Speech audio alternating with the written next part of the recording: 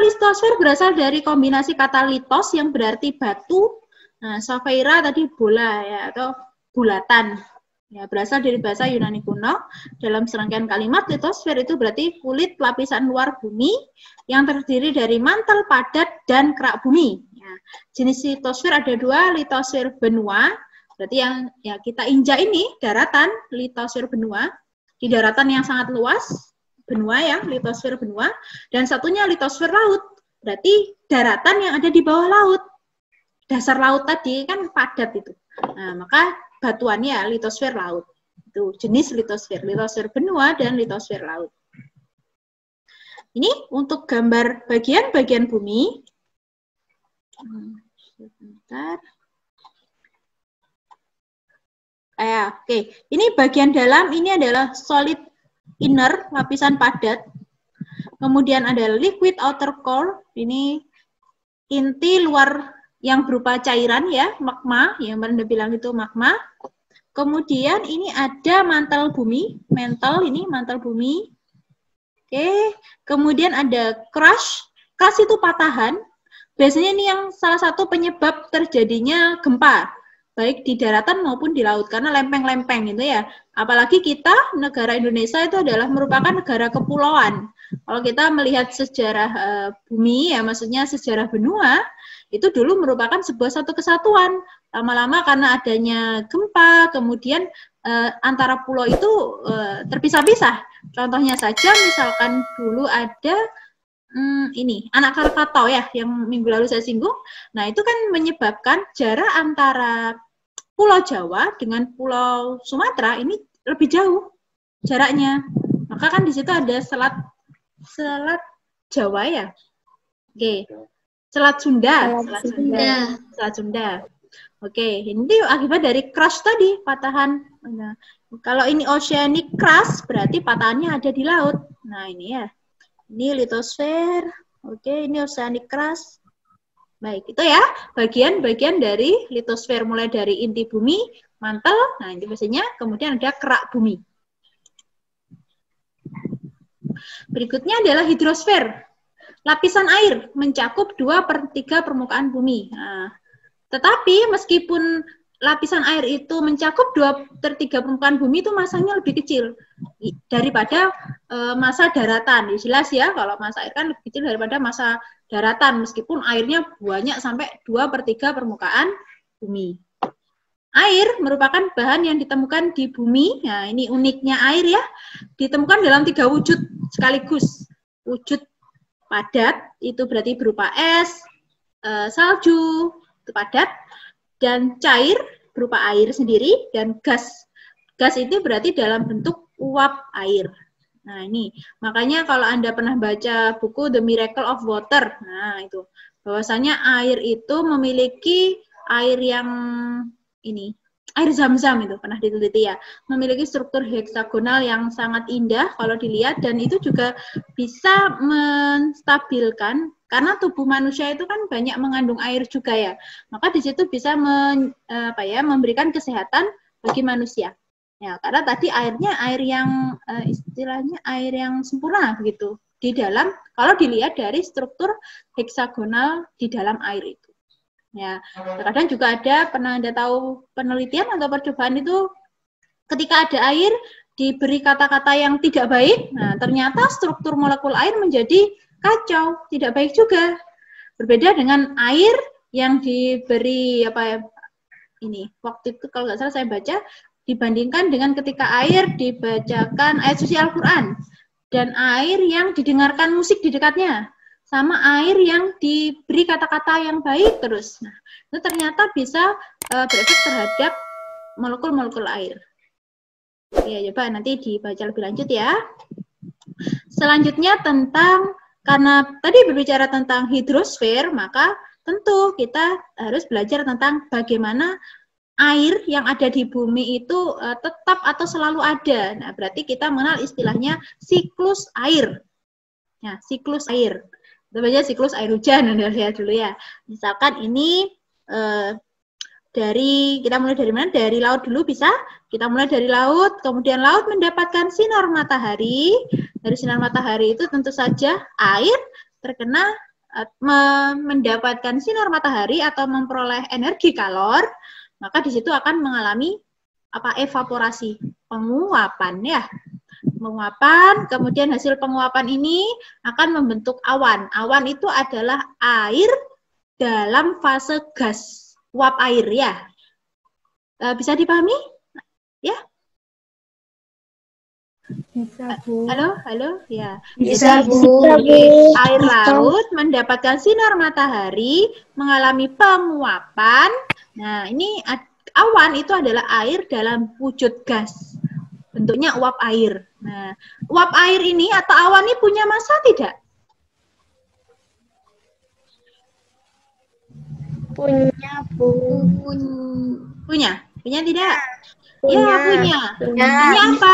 Coba kalau Anda naik pesawat, Anda merasa ketika awannya mendung tebal ya, apa yang Anda rasakan di pesawat itu? Gerunjal ya. Nah, itu menunjukkan bahwa awan itu mempunyai massa di situ ya. Karena tadi ada uap air di situ. Memang bentuknya hampir seperti ini. Kalau hari berkabut, pernah tahu kabut ya? Itu kan awan rendah kabut itu. Kalau Anda pegang, bisa nggak dipegang? Tidak. Tapi kalau Anda naik motor, agak keras sedikit naik motornya, apa yang terjadi dengan helm Anda itu? Atau tangan Anda? Basah kan? Basah.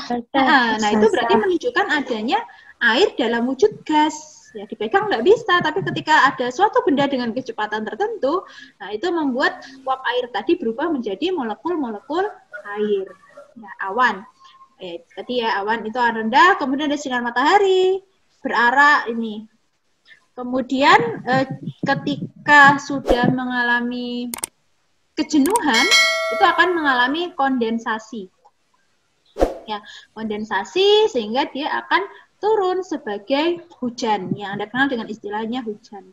Nah, peristiwa siklus air ini juga dituangkan di dalam ayat suci Al-Quran ya, bagaimana siklus air ini. Ya. Allah yang menggerakkan awan berarah-arah ya, kemudian nanti menurunkan air hujan. Dari air hujan itu tumbuhlah berbagai tanaman. Nah, dan sebagian dimanfaatkan untuk kebutuhan manusia. Artinya Anda gunakan minum, mandi, dan sebagainya. Itu ya, sungai. Nah, ini tadi ada yang mengalir ke sungai sehingga balik lagi ke laut.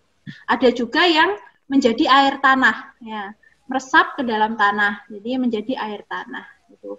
Kemudian kalau bagaimana bisa terjadinya tadi hujan sudah ya. Kalau terjadinya salju, berarti di sini biasanya pada posisi awan itu sangat jenuh istilahnya, lebih dari jenuh. Maka di situ dan kandungan airnya tadi sangat besar massa jenisnya sehingga menjadi dingin sekali dan menjadi salju. Coba nanti bedakan kenapa awan itu menghasilkan hujan. Pertama ya. Kedua, kenapa awan itu menghasilkan salju? Dicari nanti. Kemudian yang ketiga, kenapa awan itu menghasilkan hujan es? Nah, sama-sama dari awan. Kenapa ada 3 peristiwa itu? Oke, saya lanjutkan. Pengukuran kedalaman laut. Ya, pengukuran kedalaman laut karena terkait hidrosfer tadi. Nah, ini saya rasa Anda pernah melihat gambar seperti ini ya. Ini adalah pemanfaatan gelombang apa? Gelombang apa? Ultrasonik. Ya, pemanfaatan gelombang ada di sini ya. Pemanfaatan gelombang ultrasonik, gelombang bunyi ya. Bunyi ultrasonik. Ultrasonik itu yang frekuensinya berapa? Ada berapa jenis? Ayo, Fisdas 3. Lebih dari 20.000. Ya, lebih dari, kok nggak yakin bisik-bisik. Lebih dari 20.000 Hz frekuensinya. Ada audiosonik, itu frekuensinya 20 sampai 20.000 Hz yang bisa didengar oleh manusia. Di bawahnya 20 Hz itu bunyi infrasonik. Di atas 20.000 Hz itu ultrasonik ya. Oke. Kemudian ini ada sonar memancarkan transducer ya, berarti memancarkan sinar sampai menembus nanti di daratan, berarti dia akan memantul. Maaf. Akan memantul tadi. Ya, akan memantul kemudian diterima oleh sebuah detektor di situ. Nah, berarti di sini kan ada selang waktu T dan T ya. Coba nanti bagaimana persamaan fisikanya ini. Ini ada S. S itu berarti Anda V kali T. T-nya mantul 2 kali, berarti S sama dengan V kali T dibagi 2. Paham? Coba cara mengukur kedalaman laut. Jadi, berapa kedalaman lautnya? Berarti V, kecepatan gelombang ultrasoniknya, dikali dengan waktu, waktunya dibagi 2. Karena kan tadi hasil pantulannya, yang diterima oleh detektor ini adalah waktu 2 kalinya. Kan begitu. Oke, itu ya manfaat dari di kedalaman laut, mengukur kedalaman laut. Salinitas air laut, ini perlu Anda kenal juga istilah itu. Jadi, tingkat keasinan gampangannya itu, salinitas. Ya, salinitas air laut, jadi menyatakan jumlah garam yang dikandung dalam sejumlah air tertentu. Ya, asik sekali nih belajar astronomi itu ya, jadi belajar bumi, nanti sampai ke langit, gitu ya, bintang dan sebagainya. Salinitas permukaan lokal bergantung pada proses yang terjadi pada samudra. Jelas ini ya. Penguapan dan pembekuan es, keduanya cenderung menaikkan salinitas. Penguapan dan pembekuan es. Tetapi curah hujan, limpasan dan peleburan es cenderung menurunkan salinitas air permukaan. Ini saya kurang tadi ya, salinitas. Jadi kemudian pencampuran perairan permukaan dengan massa air lain yang mempunyai salinitas lebih tinggi atau lebih rendah juga tentu saja mempengaruhi salinitas permukaan air laut. Oke. Nah, ini ada arus laut terakhir. Ya. Tadi salah satu akibat dari rotasi bumi itu adalah selain perubahan arah angin, juga perubahan arah arus laut. Nah, ini ya.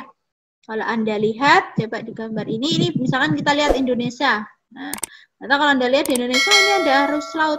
Nih, ke arah sini. Ya, ke arah kiri. Coba Anda perhatikan arahnya. Ke kiri, dibuang ke kiri, gitu. Dibuang ke kiri. Tapi kalau yang di atas belahan bumi di atas ekuator, atau belahan bumi utara, ini dibuang, dalam tanda kutip dibuangnya ke kanan ya, ini ke kanan. Ini siklusnya ke kanan gitu ya. Di kanan gitu. Oke. Terakhir, sudah. Terakhir, terima kasih. Ini ada kalimat, karena kita tinggal di bumi, maka kita harus go green istilahnya ya. Bagaimana kita menjaga bumi? Kita membutuhkan oksigen, di mana oksigen tadi dihasilkan dari makhluk hidup, tumbuhan, ya, yang bisa menghasilkan oksigen yang dimanfaatkan oleh manusia. Saya Iri, wassalamualaikum warahmatullahi wabarakatuh. Waalaikumsalam warahmatullahi wabarakatuh. Waalaikumsalam warahmatullahi wabarakatuh. Terima kasih Bu.